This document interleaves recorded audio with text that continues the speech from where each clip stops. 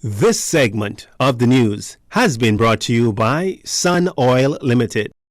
Welcome back. The Financial Crime Investigation Branch of the Royal Bahamas Police Force issuing an advisory concerning iTunes cards, an iTunes card scam that is.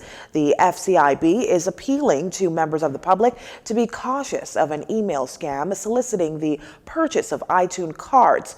With this scam, the trend now is that suspects are sending emails purporting to be an acquaintance, colleague, or family member of the recipient, asking them to purchase a card on their behalf. After finishing the request, the victims later discovered that the request came from a fictitious email account that is similar to emails that they normally communicate with. Police are encouraging you to closely examine emails that solicits the type of request. They are further advising that you confirm the request with individuals who are named as the originator of the email to ensure its authenticity. Suspicious email transactions should be reported immediately to the Financial Crimes Investigation Branch at 356-6027 or the nearest police station.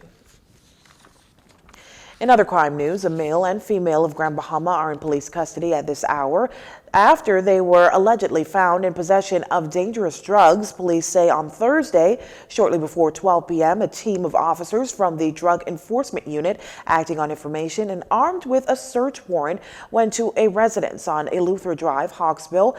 And upon arrival, officers knocked on the front door and heard noises coming from inside the residence, but the occupants refused to open the door. Subsequently, officers were able to gain entry through the front door, where a female was found hiding in the bathroom. A male resident was also seen exiting through a rear northwestern door at the same time, dropping 2 packages of suspected marijuana before making good his escape. The male later presented himself to the Central Police Station, where he was arrested.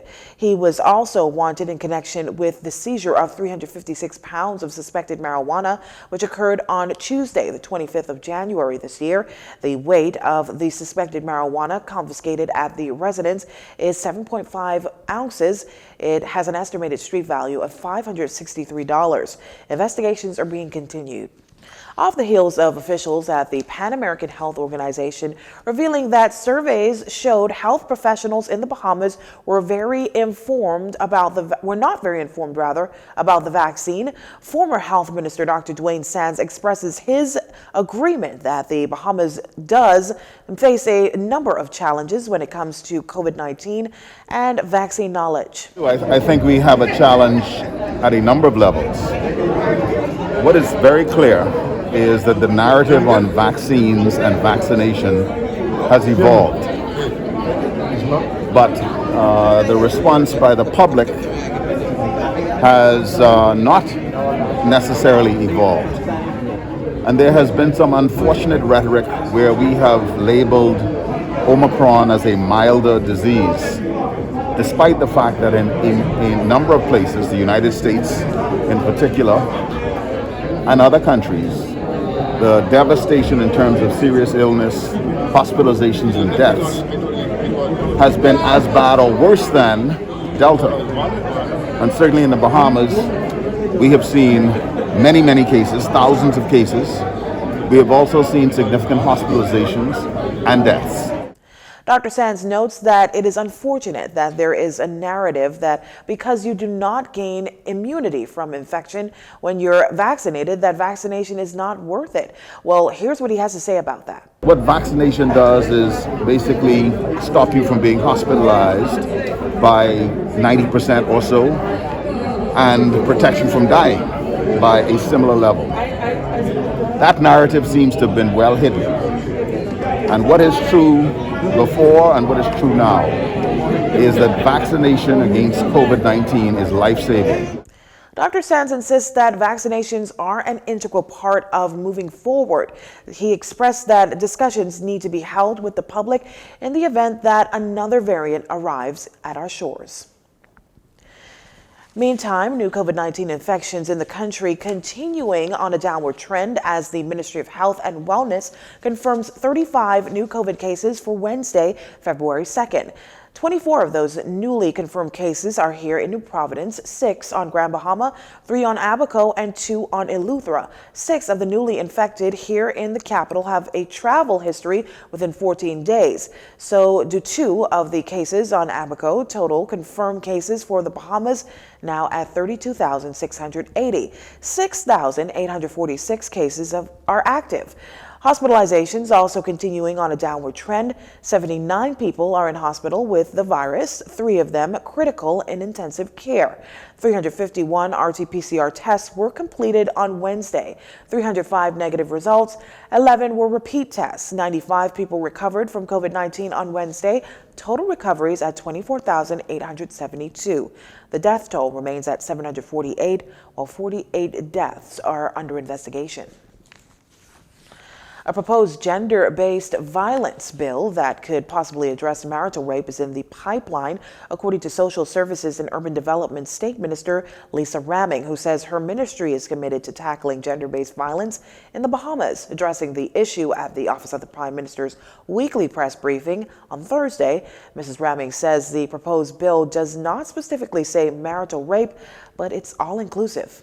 You would see it in Section 2, which addresses what is gender-based violence, and it tells you who's included, and everyone is included. Everyone. Husband, wives, boyfriends, girlfriends, everyone. It's all inclusive. Now, while the state minister could not provide a timeline for the completion of the bill and when it will be tabled in the House of Assembly, Mrs. Ramming says there are many moving parts as it relates to this piece of legislation. She also acknowledged that there is a shortage of attorneys in the Attorney General's office. Mrs. Ramming also was questioned about safe houses for victims of domestic violence. At this time, we have a few safe houses, some that are under our remit, and some that are under the remit of the NGOs who were so nice to us to take on some of these persons. And we talk about those who still have ongoing cases, somewhat frightening, but we're doing all we can to ensure that those people are protected. And that is why I spoke about the new budget year. You would see the reflection of that because we need more safe houses. We have so many people calling and coming forward, and so we have to find places for them to be. Minister Ramming says as a victim of abuse, she takes the issue of gender-based violence very seriously. And while in Florida, Deputy Prime Minister I. Chester Cooper, Minister of Tourism, Investments and Aviation, accepted the donation of a fire truck and emergency vehicle from Commissioner Lawrence Martin of the Lauderhill Rescue Fire Department on Thursday. Mr. Cooper expressed his gratitude on behalf of the government and the people of the Bahamas. According to Mr. Cooper, the fire equipment will be used at one of the local airports and will enable the Bahamas to further strengthen its response capacity to hazards and emergencies. There are many Bahamians living in the city of Lauderhill, Florida, and in December, Prime Minister Davis was presented the key to the city by the mayor of Lauderhill. Thursday, December 2nd, 2021 was declared Philip Edward Davis Day in Lauderhill. Mr. Cooper says the Bahamas wants to strengthen the partnership with the city of Lauderhill and formalize a relationship through business, tourism, and culture needs. The Deputy Prime Minister was accompanied by Ginger Moxie, Minister for Grand Bahama, and Commissioner of Police Paul Roll. Well, that does it for news this evening. Once again, I'm Leah Cooper, and from all of us here at JCN News, have a wonderful weekend, everyone. This segment of the news has been brought to you by Sun Oil Limited.